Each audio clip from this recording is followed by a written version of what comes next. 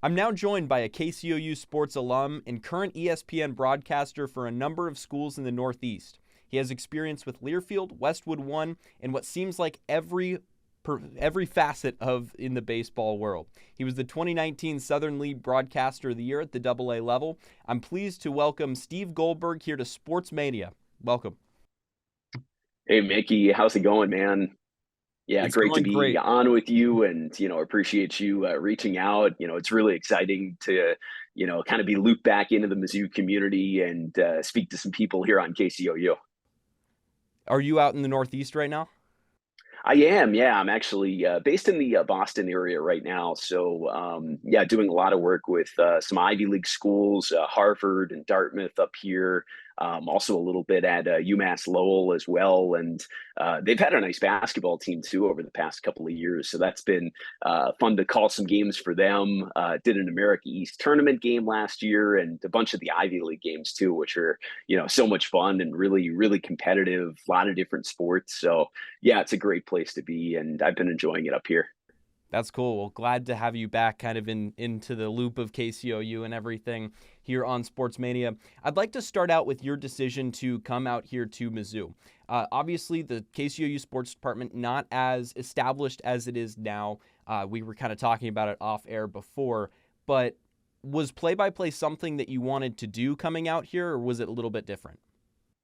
Yeah, it definitely was. And I remember actually before I was a student at Mizzou, reaching out to the station manager at the time, Drew Brackett, and setting up a tour of KCOU. We were still in the old building. We hadn't moved to the student center yet, but they were moving, and the student center station where you currently are actually opened my freshman year. So that was brand new and extremely exciting to be a part of. And I remember getting the walkthrough of the new station and what that would look like on my tour and just being ecstatic about it. And I mean, I knew right off the bat, like this was the place that I wanted to be and I wanted to spend my time. And, I wanted to get deeply involved right away. And, fortunately, I was able to call some games my first semester on campus, doing some volleyball and some soccer. Also doing some spotting for football, being up there in the booth with the binoculars and, talking with the juniors and seniors that were calling the games. So, I mean, I thought that was incredible just to get firsthand experience right off the bat, first semester as a freshman coming into Mizzou. And I was from the Northeast, so I didn't have, tons and tons of connections coming to Mizzou like, some folks from St. Louis or Kansas City or Chicago might have. But for me, I was just, kind of using that as a way to make some new friends and meet some new people and get out there in the community. And I mean, it was so tremendous just to have that opportunity from day one. And it's one of the things that really attracted me to Mizzou in the first place and put Mizzou up at the top of my list for schools that I wanted to attend was just being able to get involved at KCOU and KOMU right off the bat, and also just being a part of the outstanding community that we have in Columbia. So you called a couple of really big games for KCOU. If you had to choose one of them, what was your favorite? Oh man, so many options. I would put two up there, right? All right, I'm gonna say two. The obvious one is the Cotton Bowl. The win over Oklahoma State, just amazing. And I mean, I'm sure the crew that went to the Cotton Bowl this year, you went, didn't you? I did. I did. Yeah. So, I mean, you know what that experience was like, and just calling a game at AT&T Stadium in Arlington, and experiencing what was just an outstanding show, and then seeing a Mizzou win at the end of all that. To cap an amazing season, both this year and the 2013 season, 2014 Cotton Bowl that I called, the exact same thing, just that, dream kind of year, and just everybody in the community, buying in and being a part of that, and kind of riding the ups and downs of the team throughout the year, and seeing that all culminate in a championship.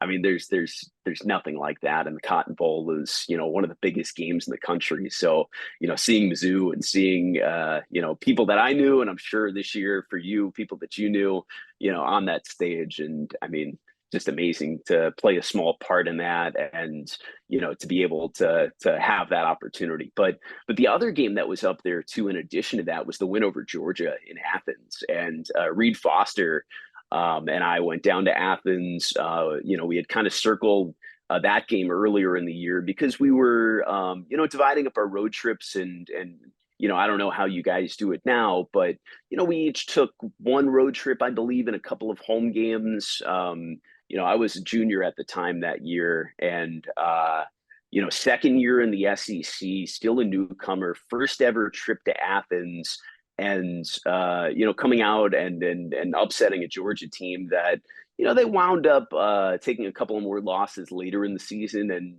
maybe we're a little bit overrated at the time, but a win in Athens, just doesn't happen, and it's tough. I mean, that environment is so hostile, and it's one of the best atmospheres in all of college football. And to be able to go in there, second year in the SEC and have a statement win like that, sort of to spearhead what turned out to be just a dream run to the Cotton Bowl. Just being a part of that game, I remember, just kind of going into it with nobody thinking that Mizzou had any shot to win the game, and just jubilation from the small handful of fans that made that long trip. So.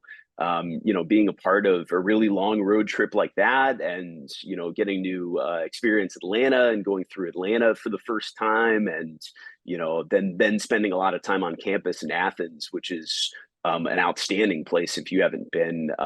Really one of the best college towns in the SEC. It was really a true like welcome to the conference kind of moment, and that was really cool to partake in.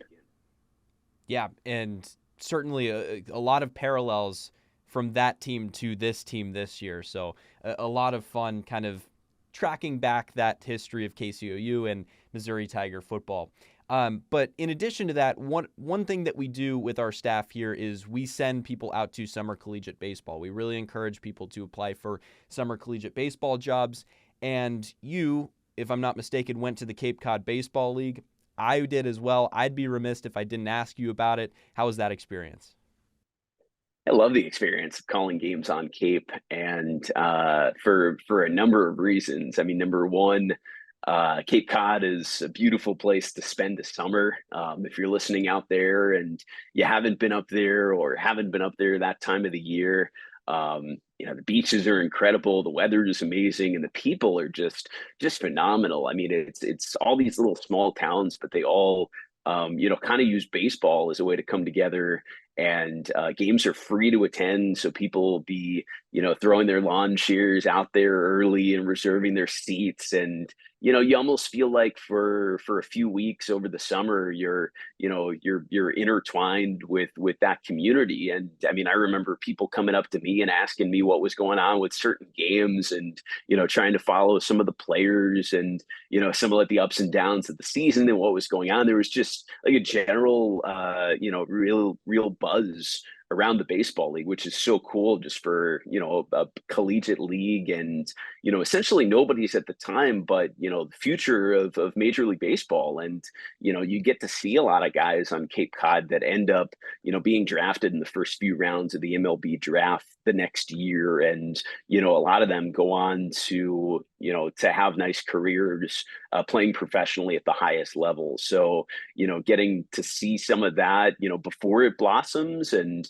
see those guys also out of their element. I mean, a lot of guys from different parts of the country all coming together in a place that they've never been, from different colleges and from different parts of the country and different upbringings. So yeah, really really love that experience on Cape Cod. Our team won a Cape Cod League championship that year too, which was fun to call some games in that run to the title. And yeah, I mean, I just remember just being enthralled with the level of baseball, and really wanting to continue in baseball for sure, after doing a summer there. Yeah, for sure. So fast forwarding a little bit to 2015, you're fresh out of college, you just graduated, and you get a job with the Charleston River Dogs. At the time, that was the Class A affiliate of the Yankees. What was that experience like, and really what made you really jump off immediately from graduation into the baseball world? Yeah, so I went to the winter meetings, and spoke with a handful of teams. Just kind of applied for anything, anywhere, anything kind of remotely broadcast, media relations, communications. There were some on-air positions, some positions that didn't really have much on air. Wound up getting two offers and rolled with Charleston. I mean, Charleston, South Carolina is a phenomenal city, and really really a nice place to spend some time. It's a community that has both locals and tourists all year round, and terrific history. The food there is amazing, the beaches incredible, and the baseball too. They've done a really nice job tapping into that community, and the River Dogs organization as a whole. They've kind of been at the forefront of certainly on the promotion side of minor league baseball, getting crafty and getting creative, and that ownership group. Mike Veck is in there, Bill Murray is in there. Just some guys with fantastic ideas, and they've done a really nice job there over the years, and getting to learn from a lot of those people, and being around members of the front office that had been in the industry for 10 or 20 years. It was so informative, and I feel like at that stage it was really what I needed to shape my career in the future. Just getting in and learning from those people, and making some mistakes early on, and being taught, no, all right, this is how we do it, and we need to make this more of a priority. And yeah, and it was a year of, I mean, I would say just essentially learning the ropes, and almost being humbled in a way, right? Because you get out of school, and you've done so much, and you've called so many games while you're in college, but in the grand scheme of things, like, you don't know the industry inside and out yet. So there's a little bit of a learning curve with that, and it took me some time, and there were good days, and there were some rough days, some long hours too.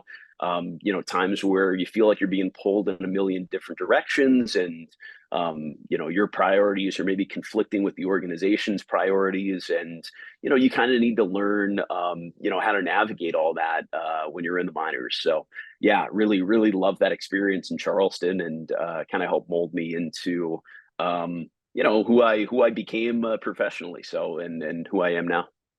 Yeah, so you got that experience. And then that winter, you decided to go out to Australia with the Australia Baseball League. That's, to me, one of the more fascinating things about your career. What was that like? Yeah, so I had actually first come across the ABL because a guy, he's now the voice of the Iowa Cubs, Alex Cohen. He was out there with the Melbourne Aces doing a season and calling games. And I thought, man, that's so cool. Like, there's an American guy that's down in Australia that's calling Australian baseball games. The season lines up perfectly because, I think it started in November and ran through like early February, maybe, or end of January. So it really lined up perfectly with the minor league baseball season, and almost allowed me to get, number one, more business experience, working in, I mean, that's not minor league baseball per se, but operations wise, it's pretty comparable. Smaller staff, and ticket sales was a priority, and that was something that I was doing while I was down there. Media relations too. So getting more experience there, and an opportunity to build off of what I learned that year in Charleston. I mean, I felt like, number one, going down to Australia was an amazing personal experience, and life experience that I would kind of recommend if anybody has an opportunity to go and live in another country for an extended period of time, to go and do that for a bit, and kind of opens you up to new ways of thinking, and you meet a lot of new people from just a totally different world and a different upbringing, and really put a lot of things into perspective for me coming back to the States.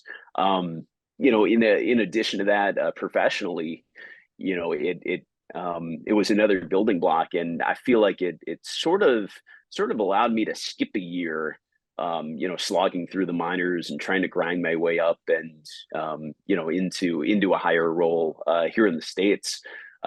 Just by going down there and having an extra year of experience under my belt, but not spending another additional year to get that experience. And for me, I felt like that gave me an edge going into next year, interview wise and, job hunting wise, just having that extra season in Australia. And I felt like I was almost a year ahead at that point of, some of my peers that were in the same class and, applying for similar jobs. So, you know, for me, I felt like that gave me some kind of an edge interview wise, which, especially early on, can be really daunting because you're out there with a lot of, great talent, coming from, big schools across the country and, everybody's called games and everybody's called college games and everybody's done a year in the minors. And, it's almost hard to separate yourself from the pack sometimes. So I felt like Australia was a good way to do that for me.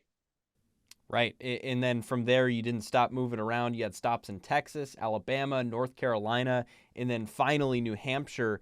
Those were all great experiences in the minor leagues over the last couple of years. What made you kind of change around that much and really pursue this career? I mean, I feel like for me, I love the game of baseball, and I love calling baseball and being around teams and seeing players grow. And you mentioned all those stops, but all but one.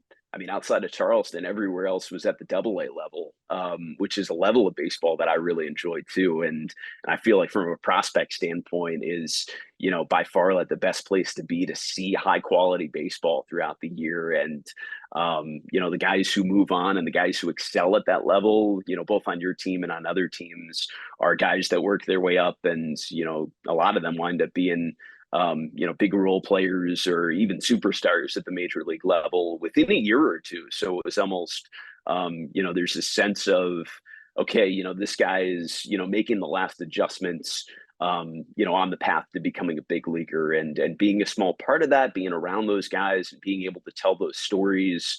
I really enjoyed spending a lot of time at that level and just getting to know great baseball minds, both players and coaches, and, getting a feel of how they approach their day to days.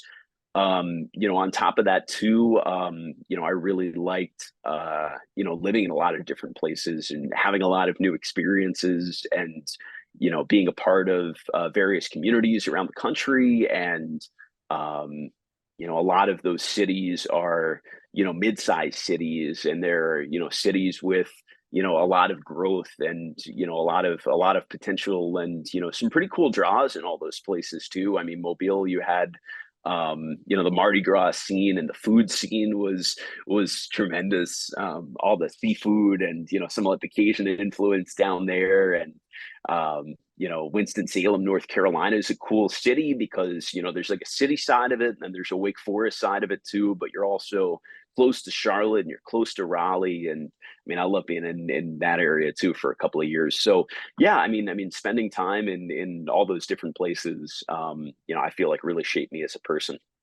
Yeah. And so you found yourself here now. What are your jobs now, and where do you work? I understand one is with ESPN Plus. Yeah, yeah. So I do some college games with ESPN Plus right now. So doing a lot of Harvard games, a lot of UMass Lowell games, and a lot of Dartmouth games. So various sports for those different schools. And yeah, so I mean, I've been doing basketball, I've been doing hockey for the first time up here in the Northeast. So that's a big sport. I've been doing play by play and sideline reporting, and I really hadn't done much sideline over the years. So stepping into that has kind of been a new challenge, and also just doing a TV broadcast versus doing a radio broadcast is very unique too. So I've definitely enjoyed having an opportunity to kind of learn more and have some growing pains on the TV side of things, because it's almost like you're calling the same game, but it's sort of two different styles. If people out there listening have done both, you know what I mean. So yeah, so yeah, I've really enjoyed just having that opportunity here in Boston.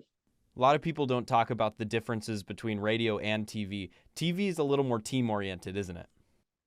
Very team oriented, and you need to lean on your production staff a lot.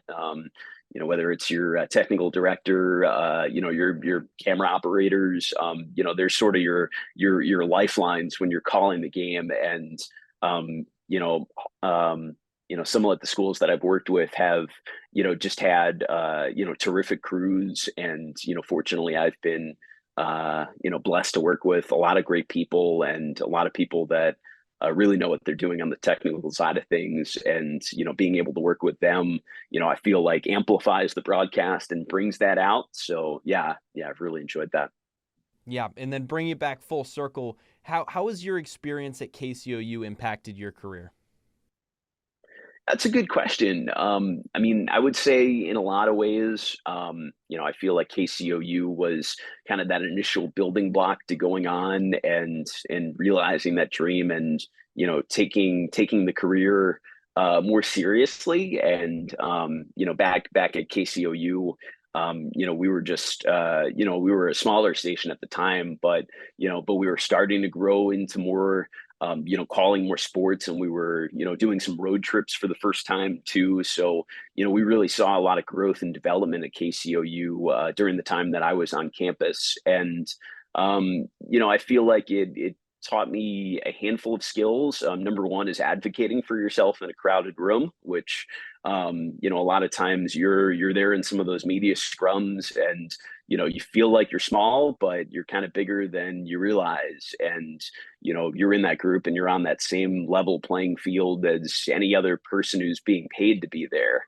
You're just kind of doing it as a student, volunteer work, but those are experiences that really shape you. And just getting comfortable in those rooms, in those situations, being around some athletes and, some people that you watch on TV, that's kind of something that you sort of need to get over earlier in your career, just not being starstruck, and, knowing how to handle yourself professionally in environments like that. And KCOU really lined that up and really, kind of taught me that, from a young age. So, yeah, I mean, I'm really, really fortunate for my time at KCOU, and, things that I learned, both just calling games on the air, but also professional skills that helped me out down the road too. Steve, it's always great catching up with alumni, and it's really great to see that you're doing so great in your career. Thank you so much for taking the time out of your day to join us. Yeah, of course, Mickey. I once again, I really appreciate you reaching out, and put a huge smile on my face just seeing that KCOU is doing so well now, and how much the station has grown over the years. So it's people like yourself and people like everybody else at the station right now who, you guys put in a lot of hours and a lot of time and a lot of work. And for me as an alumni, and I'm sure some others would say the exact same thing. I mean, it's remarkable to see how much the station has grown, and it's incredible to think about the future of the station too. And underclassmen who are maybe there right now, or maybe there's somebody listening who's in high school and maybe has dreams of coming to Mizzou too. And we were all in that same spot. And KCOU was sort of a lifeline to taking things from a dream and turning that into some kind of a tangible career. So it's a complicated industry to navigate at times, but KCOU was the place to be, and really had an amazing impact on who I am today. So yeah, just once again, thanks for having me on. And I've really enjoyed taking the time to speak to some folks back in Columbia. So MIZ. ZOU, thanks again for joining us. Have a great day.